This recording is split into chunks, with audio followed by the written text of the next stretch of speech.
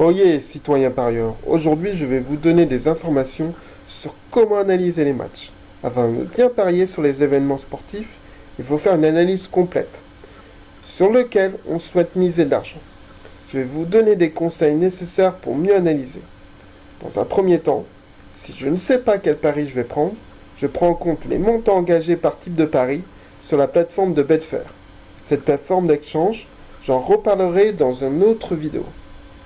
Pour les volumes engagés, je me base sur l'extraction de Betfair par type de pari sur le site de sportbettingexplorer.com. Si vous pouvez retrouver tous les paris du jour avec les volumes alloués, vous regardez ici, principalement, j'ai pris un onglet qui s'appelle Betting Under Over 3,5 buts, un goals but. Donc ici, vous retrouvez un tableau qui identifie tous les paris qui sont joués du jour, et même de demain, et même d'après-demain, avec les volumes alloués.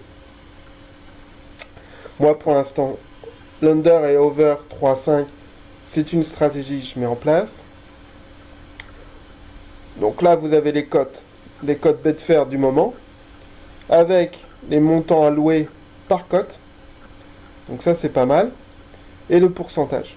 Ce qui va vous donner éventuellement une prédiction par rapport aux volumes qui sont engagés.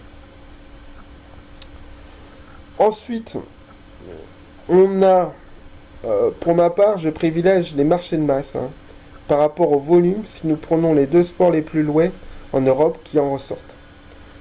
En premier, nous avons le foot. En deuxième, le tennis. Donc, on a le foot ici. Le tennis, vous le retrouvez dans le Other Sports, qui est tennis. Vous cliquez dessus.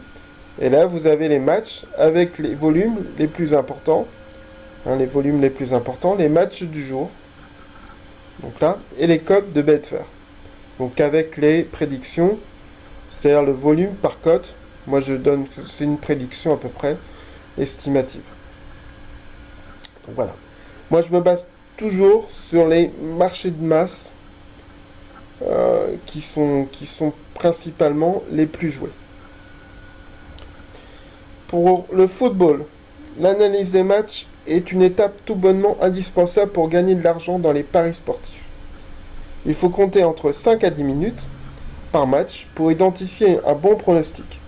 Les critères sur lesquels vous pourrez vous appuyer pour faire une analyse thématique: la forme du moment des deux équipes. Prenez en compte les 5 derniers matchs précédents. Le match joué à domicile ou bien à l'extérieur ou sur un terrain neutre. La 12e personne sur le terrain d'une équipe, c'est le public. C'est la plus importante ou le plus. C'est pour ça qu'à domicile, les équipes sont très très fortes par rapport à l'extérieur. L'enjeu de la rencontre est également à prendre en considération. Le classement, bien évidemment, ce critère, parfois, ne signifie rien et peut fausser notre jugement. Le calendrier des futurs matchs est à prendre en compte, car il y a des équipes qui préfèrent économiser leurs forces et faire jouer une équipe bis, afin de mettre toutes les chances de leur côté en prévision des autres matchs. Bien sûr, regarder les derniers matchs des deux équipes face à face s'avère primordial. Les gens sont, c'est-à-dire des blessés pour d'autres raisons. Et enfin, les conditions météorologiques doivent retenir votre attention, par exemple, pour avoir des conséquences néfastes sur le jeu. Pour tous ces critères, vous avez des bases de données sur Internet qui sont exhaustives. Pour ma part, je vais sur le site FlashScore. Je vous le montre. FlashScore est un site qui identifie tous les paris, identifiables par onglet, par type de sport. Alors là, vous avez le foot, le tennis, le basket, le hockey, le rugby, le baseball, etc. Donc là, ce soir, on est bien sûr en Coupe d'Europe de football. On est au mois de juin. Donc on a ce soir la Russie contre le Pays de Galles. Et on a la Slovaquie contre l'Angleterre. Donc on clique dessus et on peut estimer. Bien sûr, on a identifié sur bet365, bookmaker.com qui est bien connu. Identifier le 1x2 qui identifie les cotes du bookmaker. Mais on peut le retrouver sur le deuxième onglet par les éléments, ce qui nous donne l'identification par cote. Bien sûr, on a tous les types de paris qu'on peut utiliser. Le home away, le over-under, que je vous ai dit tout à l'heure, l'Asian handicap, le wrap handicap, les doubles chances. Après, les autres éléments sont comparables. Nous avons le face-à-face des deux équipes. Donc ici, on retrouve le face-à-face des deux équipes.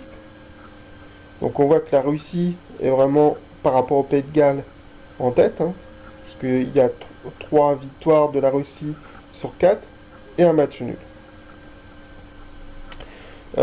Ici, nous retrouvons ce qu'on a dit tout à l'heure, les précédents matchs, pour voir l'état de forme de la Russie et du Pays de Galles, que ce soit à la maison ou que ce soit à l'extérieur.